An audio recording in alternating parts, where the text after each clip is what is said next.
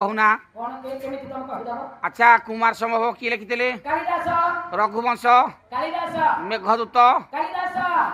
अच्छा कालिदास तो महामूर्ख माँ को आशीर्वाद पंडित होते सी लिखिले कहीं बापा तो लिखी ना जो प्रश्नर उत्तर तुम न पार तुम पुओ है मुझे देपारी कालिदास बापा जमी काव्य न लिखि पाइले कालिदास लिखिले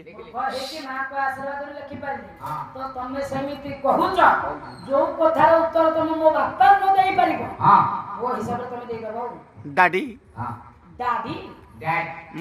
मते काखा कहीदेवी हाँ चला वर्तमान समय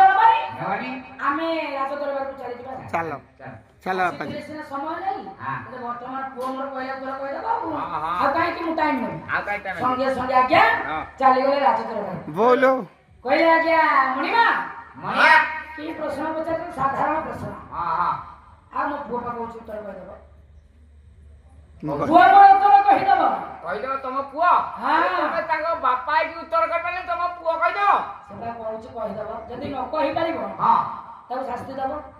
बापा ये मणिमा हां मणिया राजा प्रणाम कर ये काहे ते मोटा है संती